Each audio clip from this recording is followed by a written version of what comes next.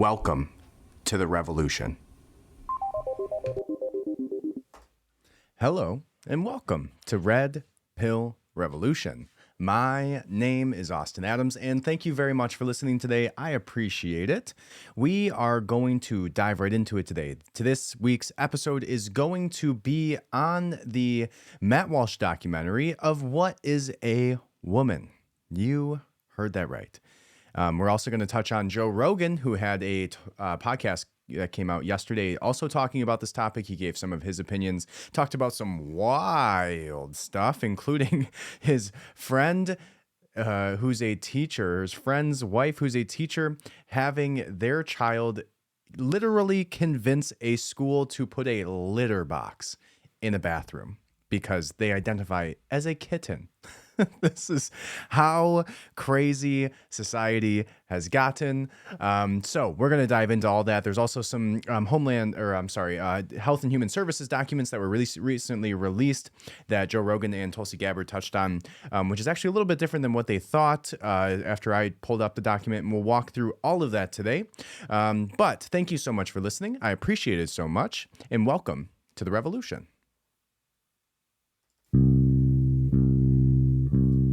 Welcome to Red Pill Revolution. My name is Austin Adams. Red Pill Revolution started out with me realizing everything that I knew, everything that I believed, everything I interpret about my life is through the lens of the information I was spoon-fed as a child. Religion, politics, history, conspiracies, Hollywood, medicine, money, food, all of it. Everything we know was tactfully written to influence your decisions and your view on reality by those in power. Now, I'm on a mission to retrain and re-educate myself, to find the true reality of what is behind that curtain, and I'm taking your ass with me. Welcome to the revolution. All right, let's go ahead and jump into it. But one thing I forgot is go ahead and hit that subscribe button. I would appreciate it from the bottom of my heart. If you are a new listener and you are not already subscribed, you want to. We have some pretty wild conversations like this every single week, sometimes twice a week when I'm feeling frisky. Or basically when time allows with a crazy life that I live.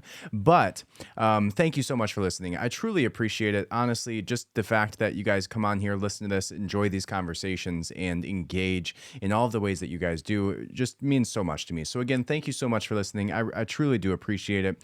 If you would, please go ahead and hit that subscribe button if you're a new listener. If you are a new listener, go ahead, or if you're not a new listener, even if you are, go ahead and leave a 5-star review, whether you're on Apple Podcasts, Spotify, wherever the hell you're listening. There's probably a few stars on there. Hit the 5 stars, leave a review, tell me what you liked about this episode. Some of these things are touchy topics, and as you'll see if you go through some of my reviews, hit some nerves sometimes. So go ahead and leave a 5-star review. It would mean the world. Helps me get up in the rankings. Help me get these sensible conversations surrounding our children out there. So go ahead and leave that. It would mean the world to me. Other than that, go to redpillrevolution.co. You can get the podcast Substack, which is the podcast companion where you get everything to your email, including the video episode, the audio episode, the links, articles, everything that we discussed today, and the social clips if I get them done in time to put that out with it.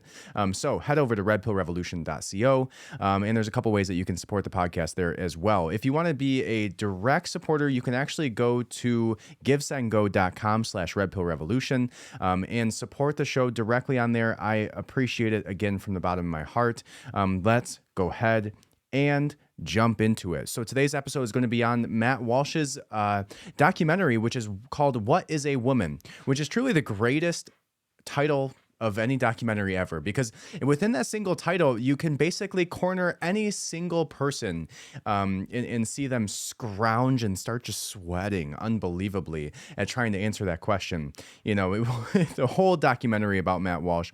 So what he did is he went around the world, literally, and I love some of Matt Walsh's dry humor. If you don't know him, I believe he's under the Daily Wire banner.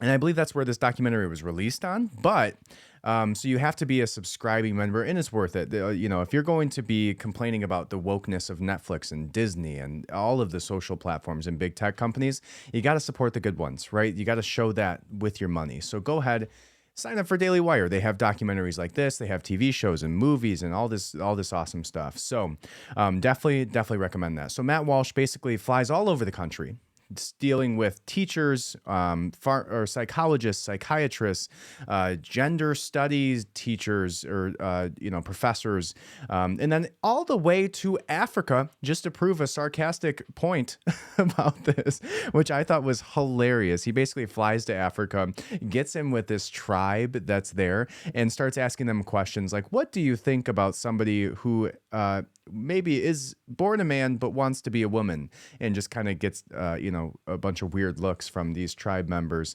but it proves its point. And this is just so wild that American culture has gotten to this point that we're actually even having this conversation right now is wild. So go watch the documentary. We're going to have a couple clips on here. I only pulled just what I thought was the most impactful clips to be able to discuss about this. Other than that, we're going to look at that Joe Rogan, Tulsi Gabbard conversation, because there's a few really impactful clips from there as well. Some really crazy stuff. So let's start there. Let's watch this Joe Rogan clip where him and Tulsi Gabbard just begin the conversation surrounding this "What is a Woman" documentary. And here we go.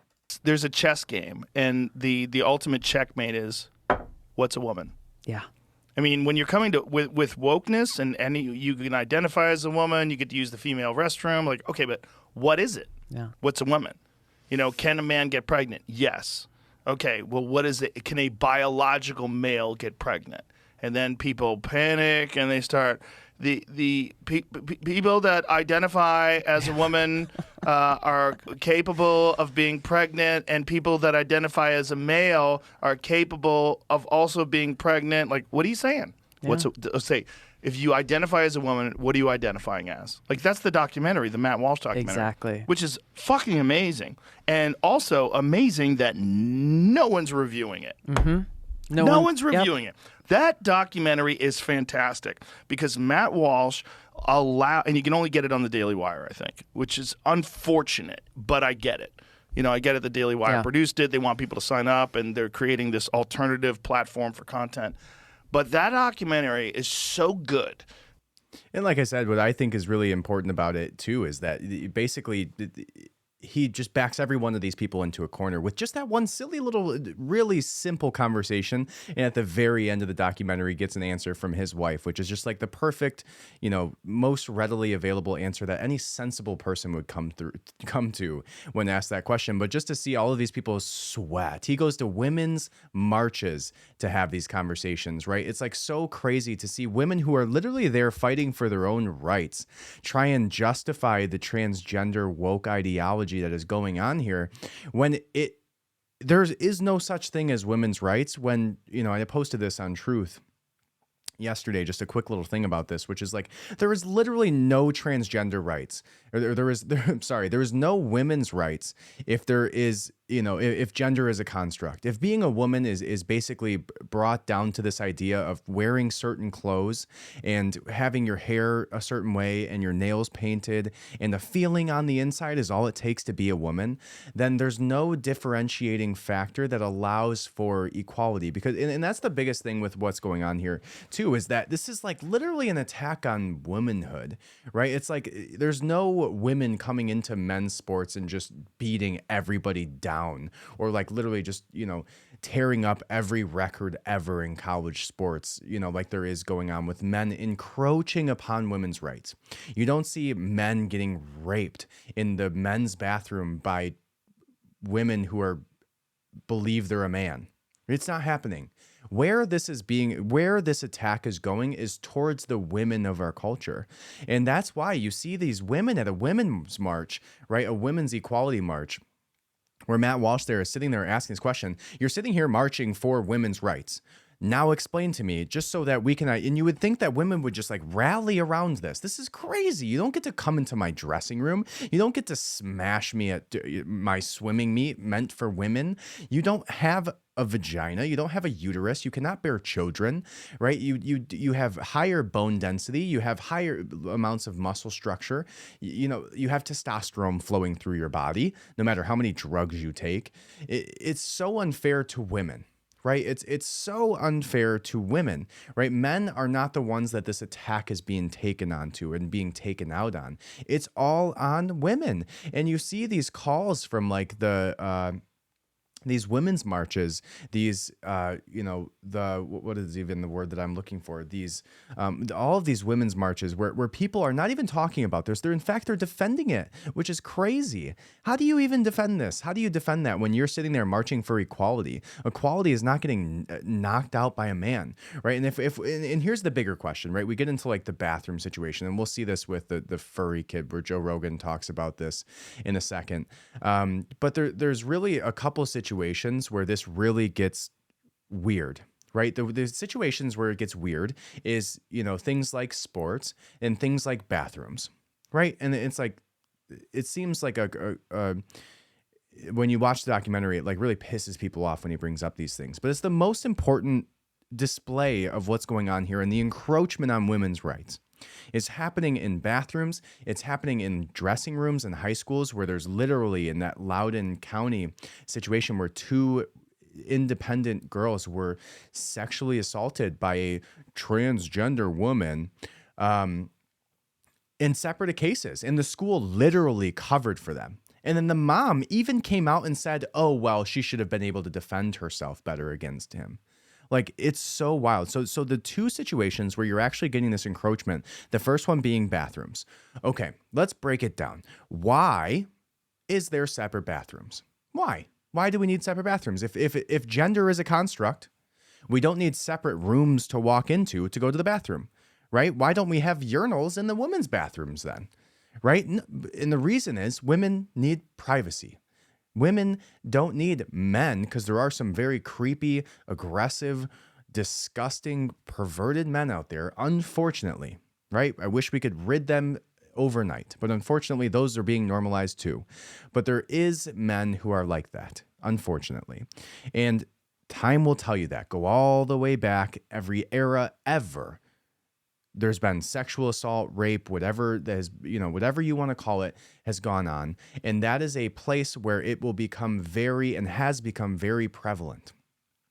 So they deserve privacy. They deserve separate changing rooms. They deserve separate locker rooms. They deserve separate bathrooms. And if it wasn't the case, why is there a differentiation in the type of utilities that are even available in the bathrooms compared to from a women's bathroom to a men's bathroom? There's no urinals. You want to know why? Because women don't have penises to pull out of their pants and to pee into a urinal. If a woman sat on a urinal, that would be very bizarre and disgusting. And so they are physically incapable of using a urinal properly. And if you can, that's a very impressive skill you have there. So the plumbing is different, right? It's different. That's the reason that we have differentiations in bathrooms. Why not just make every bathroom a unisex bathroom? Well, because there's creepy men out there and women don't deserve that encroachment on their privacy. That is why. Okay. Now, when you muddy the waters and you have a 6'5" guy coming in with a wig on his head, pulling his penis out in front of a young child female, that's disgusting. That's gross. It shouldn't happen. And if that was your child, you wouldn't want it either. It's terrible. Or your wife in there. It's not how it's meant to be. Okay, so why not have unisex bathrooms? There's your answer. There's a differentiation in both the utility of the bathroom and the differentiation in how the privacy should be handled in those situations. And men will take advantage of it. Humans are imperfect. Humans are, there is bad in certain humans that will have them taking advantage of this. And unless you have a bouncer at each door checking the plumbing of each person that walks in, it doesn't work. There will be, and the only people that will take advantage of that are the ones who shouldn't be. right? The ones who want to take advantage of it for perverted reasons. And there has been many, many, many cases where this is happening. It's not like I'm just making this up, right? There is absolutely perverted people out there. Go look at the 100, however many thousand cases of people who installed cameras in bathrooms and got arrested for it. There's disgusting people out there, and women should be safeguarded from that. And an easy way to do it is put a damn dress on the door and say, if you have a penis, you don't come in here. Let the women have their privacy. Because if that was your child in there, if that was your wife in there, you would want that too. There's the first one. Okay. Bathrooms, solved. We need a differentiation. Okay. The second one is sports. Okay. Now, let's go back to the same argument. If gender is a construct, if gender is just an idea that you have in your head, why not have all sports teams be unisex? Why? Why not? Just have all sports teams be unisex. Why did they even come up with a women's league to begin with? Well, if you look at the 70th place Olympic runners, they still smash the records of every woman in the top 3 at the Olympics. You want to know why? Biology. That's why. Biology is why. There is a reason, a physical reason, the testosterone flowing through your body, the muscle mass, the bone density, all that's involved in that causes men to be, generally speaking, more athletic. Now, there's some women who will beat your ass in the UFC right now. I promise you. There's a lot of women out there who will outrun me. I don't run. And even if I did, they'd still be faster than me. But when you get into the highest levels of athleticism, the bodies are generally made up differently in almost every sport. There's a really, really good quote by Serena Williams. I think it was Serena or Venus. Pretty sure it was Serena, where she was on a talk show and she talks about playing tennis against, like, I don't know who it was. It was like Roger Federer, if he's a tennis player. I'm pretty sure he is.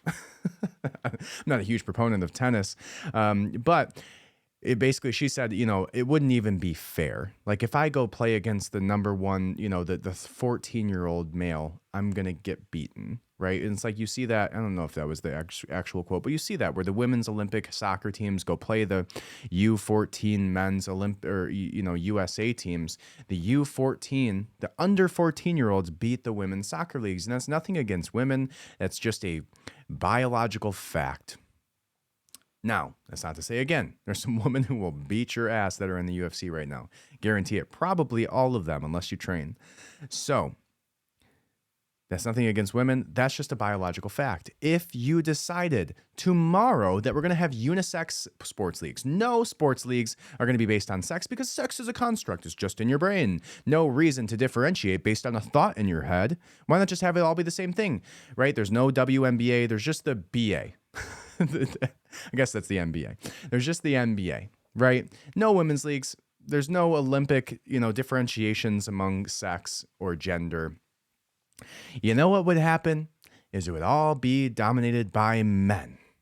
There would just be only men on the teams, just like there is today. If there was a woman who could play in the NHL, who could be, and there's been like a goalie, I think it was a backup for at one point or at a pretty high level. But if it was a thing, they wouldn't be making $85,000 a year playing in the WNBA or 100, whatever they make. They'd be making $1 million, $5 million, $100 million, whatever, playing in the leagues that they get paid to do so against the highest level of athletes. It's just a fact. If you made everything unisex, it would be dominated by men in sports. And that is the reason. There's your reason. Let's continue this clip. There's a chess game, and the ultimate checkmate is, you can only get it on the Daily Wire, I think, which is unfair. Yeah. And he does it deadpan. Yep. And it's amazing watching these people just like twist reality into some weird fucking contortionist knot. Yeah. It's like, what are you saying? What is a woman? What does it mean? Yeah, it's so revealing. You're marching for women's rights, but what does that mean? So if I decide I'm a woman and I go out, you're marching for me? Mm-hmm. I'm a woman now. Right. You could just say it? Yeah. Like, we can't have that. That doesn't make sense. And it doesn't mean you can't have trans people. Mm-hmm. It doesn't mean that. Yeah. You can most certainly. And it doesn't mean you're against. Yes. Yeah, you're not denying anyone's existence either. They exist. However, if you want to be pregnant, you must be a biological female. This is science. This is something that we have all studied and looked at and observed, and this is fucking doctrine. It's no getting around it. Yeah. If you want to breed, if you want the egg in the womb, you want the whole thing to happen, the uterus, the baby, that's a woman. Yeah. Just because you have a fucking beard because you're taking testosterone, you're still a woman. Yeah. Like, this is crazy. And that's what was so powerful about that documentary was both Matt Walsh's demeanor and, frankly, his respect with whoever he was questioning, and the spectrum of people that he spoke to on this. Yes. From, psychiatrists, psychologists, doctors, professors, and even the woman who transitioned hormonally Who has to terrible regret. become a man, who was crying on camera. That's the problem in this country. When everyone wants to talk about representation. Here's what's not represented at all in the mainstream media. People that have had a horrible experience having gender transition surgery and regret it deeply. Yeah. There's a lot of them. It's not a small amount. It's a lot of people. Yeah. It's not a cut and dry thing. Look, if there was a way where we had some sort of genetic engineering, where, some super advanced form of CRISPR, where I could just decide I want to be a woman now, and then bam, now I have a double X chromosome, I have a vagina, I'm an actual woman, like 100%, not surgery. And here's the other thing, it's like, if you're saying that you identify as a woman, you're a woman, okay, why do you have to get an operation then? Right. Why do you have to take hormones? Right. Like, why do you have to do all that stuff? And that stuff seems to be where all the problem lies, because that is purely experimental. Yeah. Especially when it comes to children. Like, we're now finding, when they're talking about hormone blockers, they were saying hormone blockers are reversible and there's no side effects. That's not true at all. They're finding horrific side effects for kids who take those things. Right. And we don't have a lot of long-term data. And that was one of the most disgusting things I've ever heard of in this documentary, was this woman who's sitting in front of him saying that, when we go ahead and we do these types of hormone blockers, it's basically just like putting the song on pause. And when you go ahead and want to start that puberty again, whether you're 20 or 30 or 50, we just press play on the song. And eventually you just go through puberty just normally. No, that's not how that works. That's not the science behind it. That's not the scientific studies behind it. That is not how it works at all. And they talk about a couple things here that I really wanted to touch on from this documentary, which is the horrific case of this woman who went through transition, went through bottom surgery, went through all of this to transition into to try to look like a man, to reaffirm their identity, and just horribly regrets it. And you hear about all the things and terrible things that they go through, and maybe we'll just jump into that here. But it's like, it's heartbreaking. I've never seen a story touched on this, and he said that too, that it's like they're so far unrepresented, and we're going to see the effects of these gender affirming surgeries and hormone blockers and chemical castrations. We're going to see the effects of this on our children, this experimentation, just like they experimented on the general public with these mRNA, vaccinations, gene therapies that they did on everybody. Just like we're going to see the effects of that. We already are in some ways on people with very high levels of myocarditis, but we're going to see the effects of that. We're going to see it in the effects of in 5-10 years from now. We're really going to see it ramp up, and even worse in 20-30 years from now. But by then, you're going to be so far gaslit by the government that you won't even remember the pandemic. Right. But what that's not going to happen is when you transitioned a 7-year-old child who liked to play with cars and you gave them chemicals to turn them into a man by giving them testosterone. Oh, and then took skin off of their arm and turned their internal parts into a visual aesthetic seeming genital. Like it's horrific. We're going to see the effects on mental health. We're going to see the effects on physical health. We're going to see the rejections of these chemicals. Like women have superpowers in their body. It's the only thing that's connected to the earth in the way that it's cyclical, right? They have these cycles that is a period that could literally, I've said this before, if you lock a woman in a room without a window, she will be able to generally tell you how long for a month because of her cycle. And that's just how they're so far in tuned with the universe and the world that their body is literally on a timer.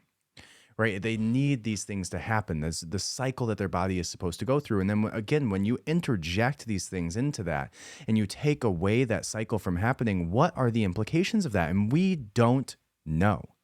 And they're trying to act like they do because each one of these surgeries is worth unbelievable amounts of money. Every time they go through this and decide that a child needs these things, it's an unbelievable amount of money for the healthcare systems. And we'll talk about that too. But this horror story of this woman trying to become a man is just one of the most heartbreaking things. And I have compassion for people, like a real severe amount of compassion for people who have this gender dysphoria.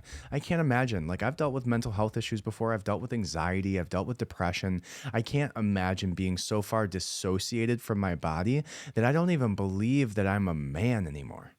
Like that must just be, it must really, you must be so hurt on the inside to feel that way. And I truly, honestly have a lot of empathy for somebody who's going through that level of existential, internal mental health issues. That's terrible. It's horrible. And I hope you figure that out. But I don't think this is the route. I don't think it's by chemically castrating you. I don't think it's by taking skin from your forearm and aesthetically making it seem like you have a penis.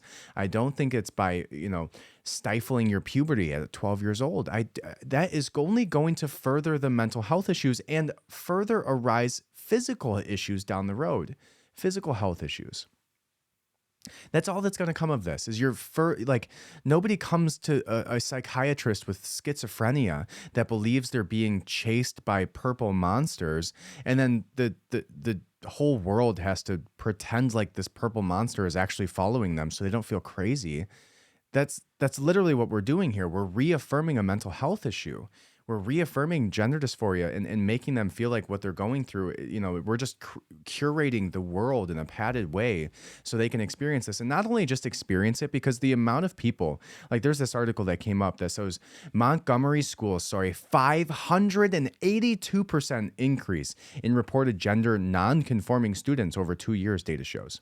And this is coming from Common Ground Studios. It says that Maryland's largest public school district saw a 582% increase in the number of students identifying as gender nonconforming in 2 years. During the 2019 to 2022 school year, a total of 35 students reported gender nonconformity to a counselor, including 4 elementary students, 19 middle school students, and 12 high schoolers. So as you see there, data-wise, it's affecting that middle of school age the most, which is when you're going through puberty. Of course, you're like, what the fuck is happening to my body? Why am I experiencing these things? I don't want to have a period. I don't want to have a random erection in the middle of school. Like, it's it's like, yeah, everybody went through puberty too. And it's like, it's weird and your body's trying to get used to these things and it's uncomfortable at moments. And like, you're trying to figure out who you are in the world and like orient yourself in a positive direction. And you're trying to feel like a lot of this is about feeling noticed by the world. Right? When you're 12, 13, 14 years old, some people would wear wild outfits to school, right? Because they want to be seen. They want their existence validated. And how that's happening today is in these wild, weird ways, right? Like if you can become a protected class of citizens, especially if you're like a straight white male, like you have no physical protections from everybody calling you, whatever name ever and being racist and sexist and bigoted towards you. If you can just go like, I'm feeling like a woman today. That gives you that sense of like protected classness, right? That like superpower of nope, now nobody can say anything negative about me ever, or else they'll get banned and sent to the principal and put in jail, literally in Canada, for not using the correct pronouns.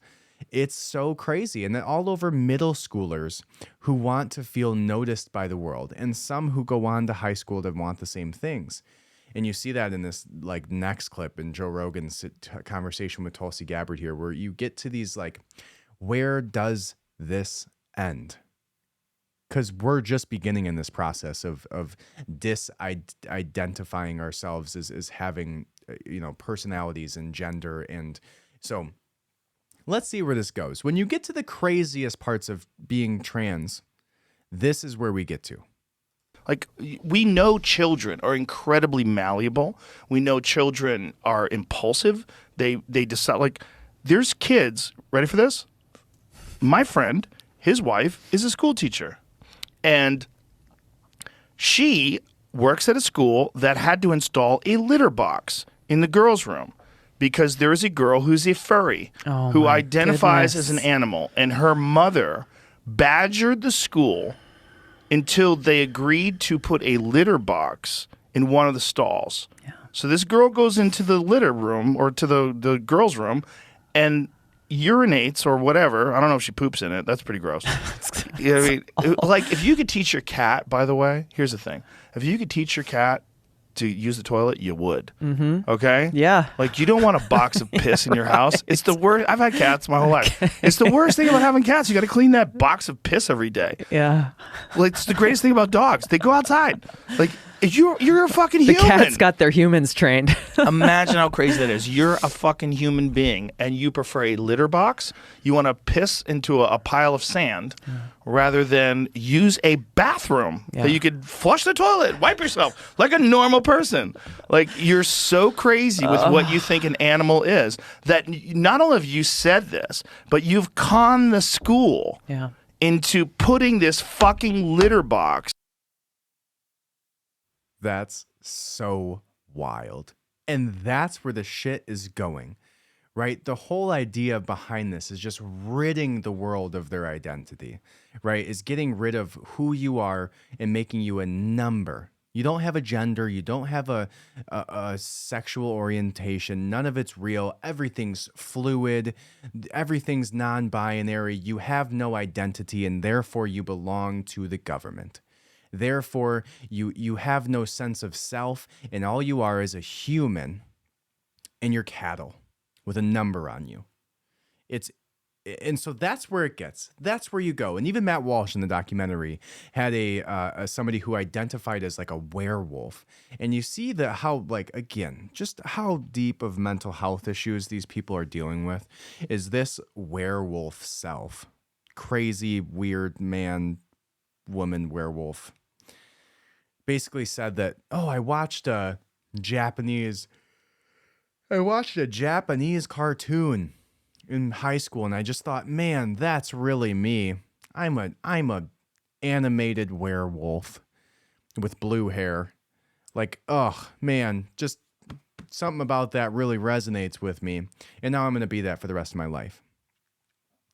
And so there's no ending this. Right? That's the difficulty with progressivism, is that when do you just go, I think we're good. I don't think we need to have children poop in litter boxes in our schools. I don't know if that's a necessary thing for us. Maybe we'll pass on that one. Maybe we can stick with some core general values for our families, and our children. Maybe that's a good start.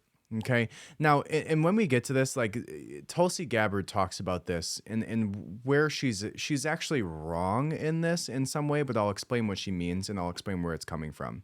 But there's another clip where Tulsi Gabbard brings this up and talks about a Health and Human Services document that outlines, according to her, the fact that if you do not affirm your child's gender identity through these chemical castrations and surgeries, then you can be called on by CPS. So I haven't found that document. The document that I found that was called what she said this document was called actually talked about something different. But let's watch this clip. Let's listen to it. Just wanted to frame that for you a little bit before you get all up in arms. And there's actually some percent of realness to this, but it's just not here.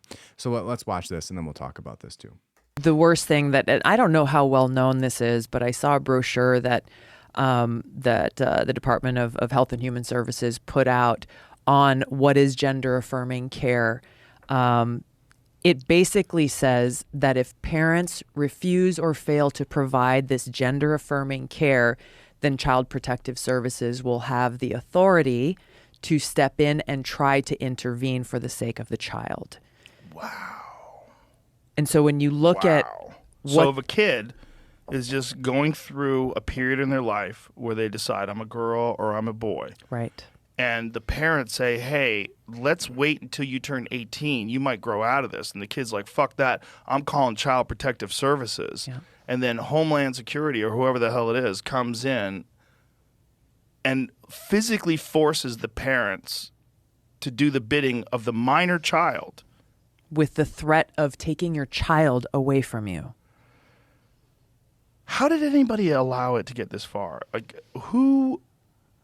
Are there no adults in the room? I mean, that's a big expression, right? It is. That was the thing that everyone said that we were going to love. So here's the reality. Tulsi Gabbard is wrong there, but the reality of it is basically worse. So I pulled up this document here, and I'm going to pull it up and I'm going to walk you guys through it. It's through the Health and Human Services document. It's titled HHS Notice and Guidance on Gender Reaffirming Care, Civil Rights, and Patient Privacy. This is what I believe she's referencing. There might be a document that I just couldn't find on this, but I believe this is the document that she's referencing. And in my opinion, it's even worse. What the document's actually doing, and I'll read it to you here, and then we'll kind of I'll give you a summary. But it says that the Department of Health and Human Services stands with transgender and gender nonconforming youth and their families, and a significant majority of expert medical associations, in unequivocally stating that gender affirming care for minors, when medically appropriate and necessary, improves their physical and mental health. Attempts to restrict, challenge, or falsely characterize this potential life-saving care as abuse is dangerous. Such attempts block parents from making critical healthcare decisions for their children, create a chilling effect on healthcare providers who are necessary to provide care for these youth, and ultimately negatively impact the health and well-being of transgender and gender nonconforming youth. The HHS Office for Civil Rights will continue working to ensure the transgender and gender nonconforming youth are able to access healthcare free from the burden of discrimination. HHS understands that the families and healthcare providers are facing fear and concerns about attempting to portray gender-affirming care as abuse. And this was following a Texas legislation move to make it so it was abuse when they were doing these types of surgeries and chemical castrations on children. So this was basically in response to that Texas legislation. But it goes on to say, to help these families and providers navigate these concerns, we are providing additional information on federal civil rights protections and federal health privacy laws that apply to gender-affirming care. All right, so the next page goes on to explain what they're doing with this. And it says that it enforces and prohibits discrimination on the basis of disability in any program or activity receiving federal financial assistance. Section 1557 protects the right of individuals to access the healthcare programs and activities of recipients of federal financial assistance without facing discrimination on the basis of sex, which includes discrimination on the basis of gender identity. How does sex and gender identity, if you believe in gender identity, that means you don't believe in biological sex. So how can that mean that? It literally means the exact opposite. If anything, the identification or the acceptance of gender identity completely negates the idea of sex. So no, physically and legally, that should not hold up in court. It says that categorically refusing to provide treatment to an individual based on their gender identity is prohibited discrimination. Similarly, federally funded covered entities restricting an individual's ability to receive medically necessary care, including gender-affirming care, from their healthcare provider solely on the basis of their sex assigned at birth or gender identity likely violates 1557. I like how they say likely, but it doesn't, because sex and gender identity are antonyms. Gender identity means that sex does not biologically exist. It means that you do not, that's why when you ask somebody, what is a woman, they won't tell you, because they don't want to make sex a real thing. They want gender identity to be a real thing. How do you feel today? Do you feel like if you look down your pants that you got a vagina? No? Okay, then you're a man. No matter what's actually down there when you look. No, because there's a reality. And that's one thing that these people said in this documentary is like, well, whose reality? Is it their reality? No. Whose truth? Is it your truth or their truth? How about the truth of when I dig up your body 500 years from now, I can run a test and see if you're a man or a woman? And And every time he asked that question, what is a woman? Every single one of these people responded with a woman is somebody who identifies as a woman. A woman is somebody who believes they're a woman. A woman is somebody who believes that in their heart and their soul that they are a woman. And then he finally asked this like gender, sex professor or whatever specialist. He asked him, can you define what a woman is without using the word woman in it, your definition? And the guy just looks completely dumbfounded, like has no answer for that. Like he spent $100,000. It gets paid $90,000 a year to teach the subject and cannot define a woman or what a woman is without physically using the word woman. And when you get to the end of the documentary, you see Matt Walsh's wife perfectly explain it. A woman is a adult human female. Adult human female. Not that hard. Very, very simple. It's the most direct way that you can describe that ever. It's not that hard to answer these questions, but instead you see these people just sweating over the mental gymnastics of trying to figure out how to answer that question. So what this document is saying by Health and Human Services is basically if a doctor refuses to do gender affirming care, they are no longer going to be eligible for federal grants, subsidies, and income. And even further, they can be potentially liable. It says here, HIPAA, and shows them how to shell themselves from letting the state know, in this case, Texas, know that this child's receiving this care under HIPAA laws. So they're trying to like cover for this. So I'll look one more time and see if we can find anything at all that's remote to her conversation on this having to do with parents and child protective services. But from what I found with the name of the document that she gave, there's no such I just didn't see the document that she's referring to. So let's try it. We'll go ahead and look up gender affirming HHS CPS, Child Protective Services, transgender. Okay, let's see if we can find that. Texas governor calls on citizens to report parents. Statement by HHS Secretary Javier Becerra reaffirming their statement in support for LGBTQI youth. HHS is releasing guidance to state child welfare agencies through the information memorandum that makes it clear that states should use their child welfare systems to advance safety. HHS is also receiving guidance PDF on patient privacy, clarifying despite the Texas government's threats, healthcare providers are not required to disclose patient private information on gender-affirming care. HHS also issued a guidance making clear that denials of healthcare based on gender identity are illegal, as it is restricting doctors and healthcare providers from providing care because of the patient's gender identity.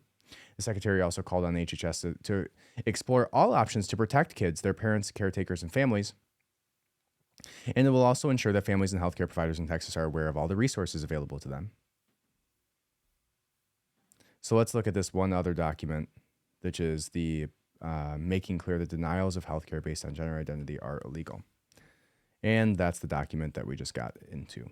So basically, it's threatening all doctors that if they do not do these surgeries, if they do not fall in line with this liberal woke ideology that a 7-year-old, a 6-year-old, a 5-year-old, a 3-year-old that likes to play with cars should go through chemical and surgical transition of what their sex is, potentially leading to life-altering, horrific outcomes, as we will see here in just a minute. And that's what's so frustrating about this is and where nobody had a problem with this. Like if you want to pretend you're a bird and jump off of the Empire State Building and flap your wings and see if you can fly, I don't care. Do what you want to do. But the second that you want to push this ideology onto my child in schools, the second that you want to make these the number one book that you're putting out in Barnes and Nobles, trying to push these ideologies onto my children, that's when we're going to have a problem. You can jump off the Empire State Building and pretend you're a bird. I don't care. You're not going to fly. I'll tell you that. Just like if you're a woman or you're a man who wants to become a woman, you're not going to get pregnant. I promise you that. Doesn't work that way. Does not work that way. So that's the biggest problem, is they're not just going after, they're not pushing for equality, right? And that's what you saw was a 500% increase in children that are identifying in some way as like trans or gender fluid, whatever, that means. What we're seeing is that this becomes a new social coolness, a new protected class for these middle schoolers and high schoolers and elementary school kids. And they're pushing this ideology in a way that they make it seem cool. They make it seem like that's what you should want to do. And that, oh, you're now the cool kid in school if you wear blue hair and pretend that you're a boy. And that's not the case. And that's what's causing, the mental illness is now being expressed in a way in what is now normal, right? There's a reason. It's not that there is 100% not that there was all these transgender kids who were just, pushing their real identity down in beneath the surface. No, it's because this is literally a topic in every conversation everywhere right now about being trans.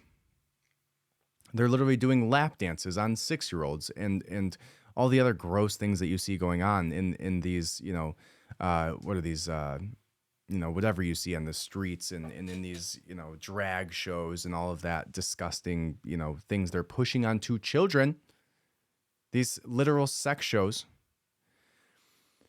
It's horrific. And nobody would have cared if you were looking for equality. You're not looking for equality anymore. You're looking to push your ideology onto our children, and then through that, force them to get medical and surgical things enforced upon them that make you profits. At the end of the day, I believe this is about profitability, and I believe this is about destabilization of the American identity and family. That's what I believe. And in that Joe Rogan interview, something that he asked Tulsi Gabbard is like, well, do you think that this is on purpose, or do you think that this is, kind of happenstance? Joe Rogan says that he believes that this is some sort of mental virus and that it's just happening. It's catching on like a fire, like wildfire going through the, whatever. But no, I don't believe that. And he asked Tulsi Gabbard, if you think that this is systematic and strategic, who do you think is doing this? The same people that are, when they talk about MAPS, the minor attracted people, who is doing this? Who is trying to normalize this? Why would they try to do that? They would never do that. There's nobody bad enough out there to do that.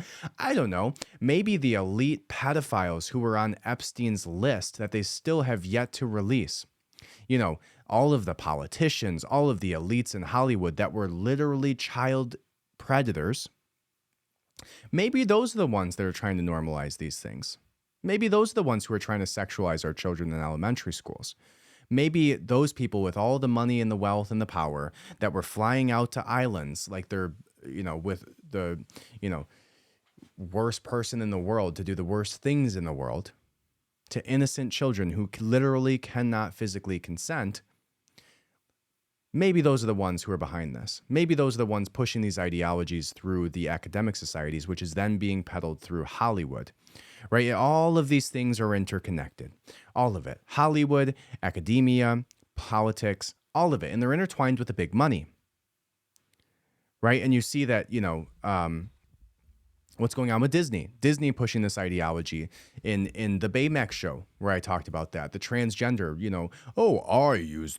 I like pads. Right? If you remember that clip that I did, the robot asking, what type of tampon should I choose for this person?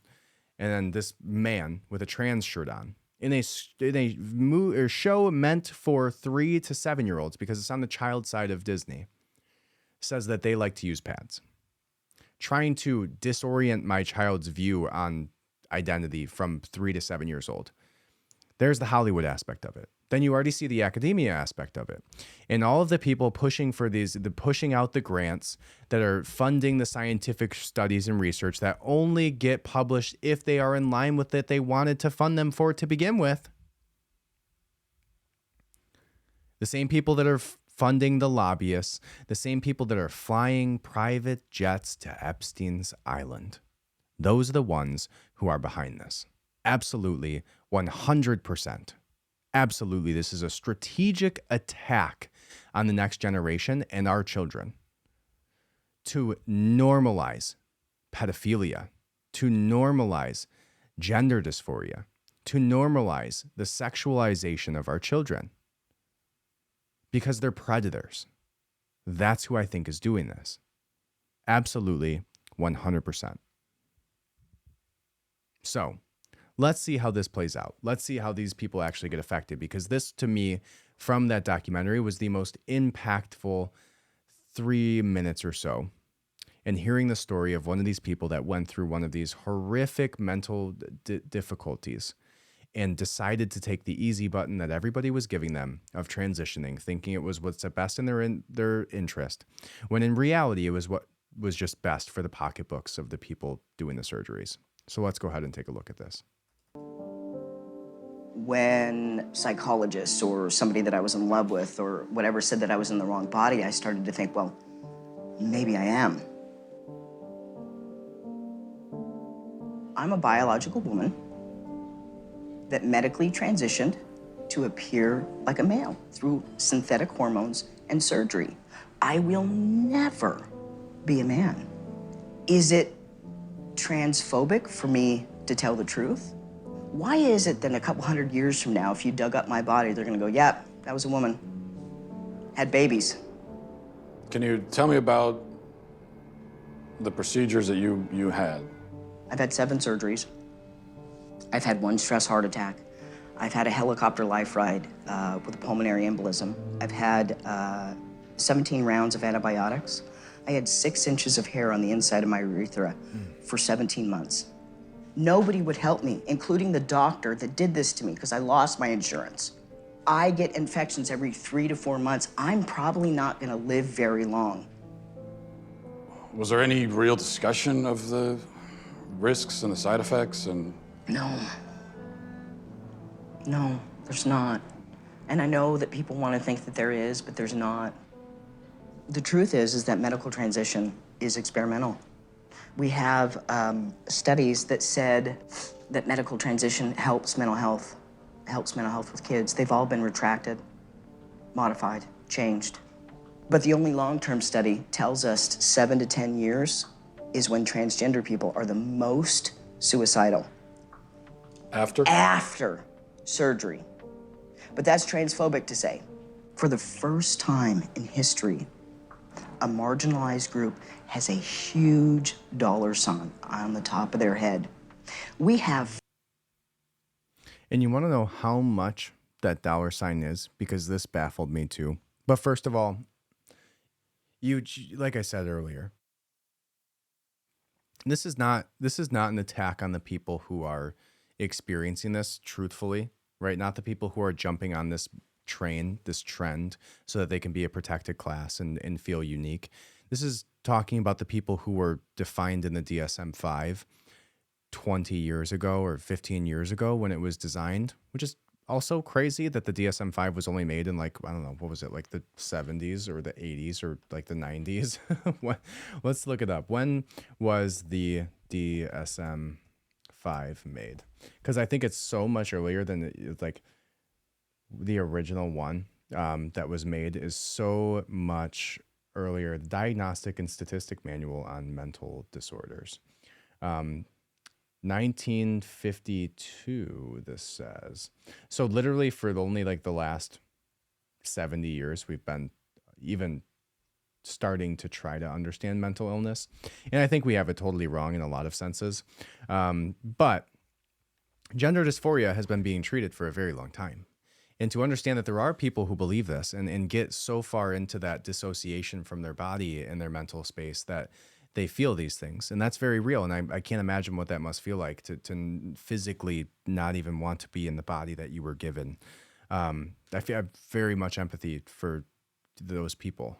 And that must be a very difficult thing to struggle with. And to also now have society and culture literally looking to profit on you based off of that difficulty and not help you. These things are not helping you. You getting literally skin ripped off of your arm and turned into an aesthetic looking genitalia between your legs and completely closing off the one that you had is not normal. It's not going to help anything. It's definitely not going to help your mental space.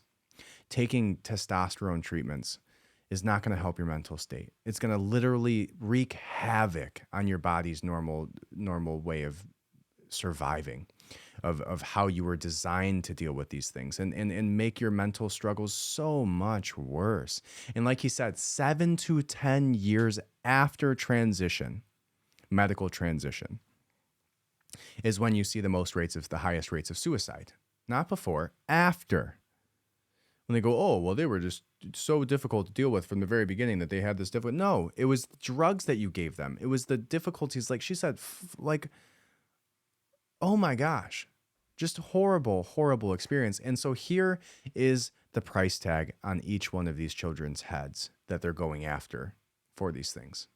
Every child that they convince is transgender and in need of medical transition, it generates $1.3 million to pharma. And we're believing a pharmaceutical company, Lupron, hormone blockers, reversible, so they say. Well, the truth is that in 2003, Lupron was sued and deemed a criminal enterprise by the US government. They paid the most fine of any pharmaceutical company at that time, $874 million, wrote a check. Is Lupron chemical castration? Yes. We're giving it to pedophiles, aren't we? We're giving it to people that are dying, and we're giving it to kids, telling them that they were born in the wrong body and it's completely safe. One of the drugs used is Lupron, right? Which has actually been used to chemically castrate sex offenders? You know what? I'm not sure that we should continue with this interview because it's... And that's the response that he gets when he literally pulls up the medical definition of chemical castration, and it's just the elimination of free androgen and testosterone in the body through chemical means. It's not like they're pouring acid on your genitals. It's like, gosh, it's hurting everybody. And the only people that are profiting off of this are the hospitals that are doing these surgeries, are the psychiatrists who are disguising this advice as, help to your children when really it's just about profitability and making them feel special. It's horrible. It's terrible. And the fact that our society is even getting to a point where we have to address this in this way is so ridiculous. And I think, from my perspective, where we're going with this, it's only escalating. And who knows? In 5 years from now, maybe literally every bathroom is going to have a litter box in it, because we kept going down this weird ass path of confirming people's and padding the world around people's mental disorders, to where we allow them to believe that they're a kitty cat who should be in a high school bathroom using a litter box. It's so crazy. It's so crazy that I even have to have this conversation. But I did just kind of want to update you guys. Not even update you guys. I wanted to bring that up. I want you to go watch that documentary. I truly think it's one of the most impactful documentaries put out in the last few years.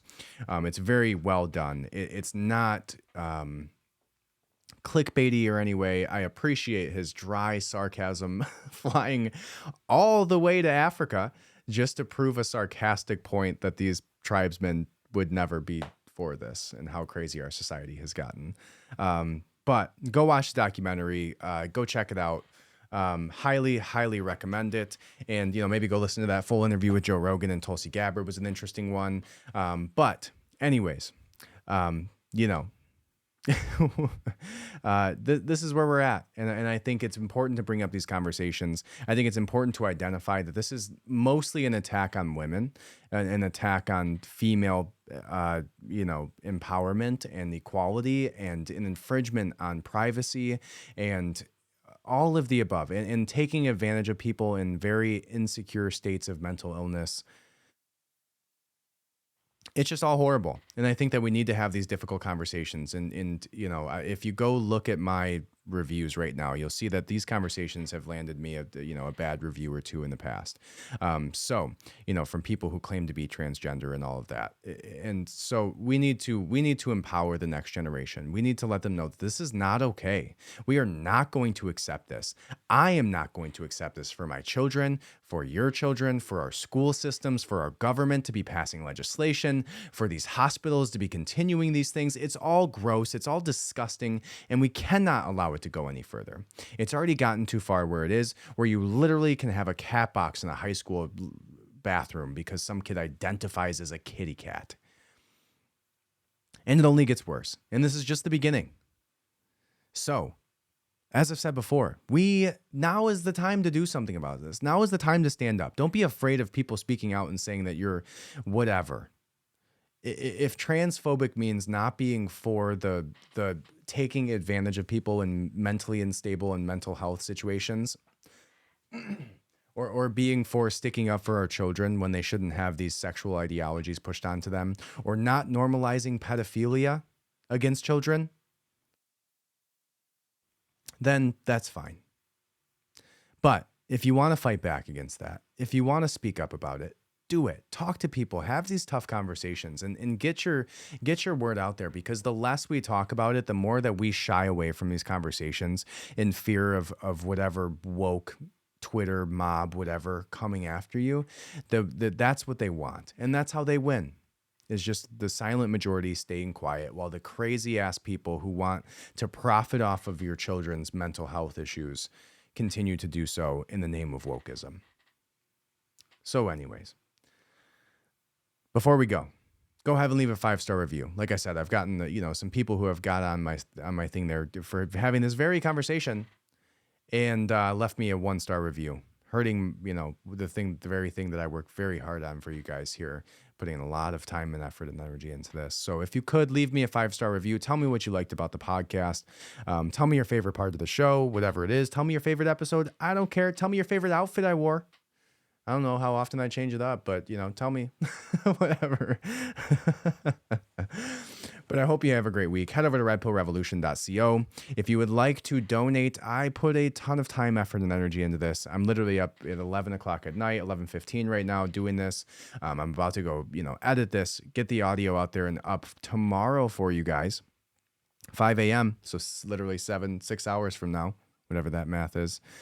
So if you could donate anything, $10, $5, $20, $100, whatever it is that you can do, truly, I appreciate it. It makes this just that much, it makes me have some affirmation here that I'm doing the right thing. I'm on the right direction.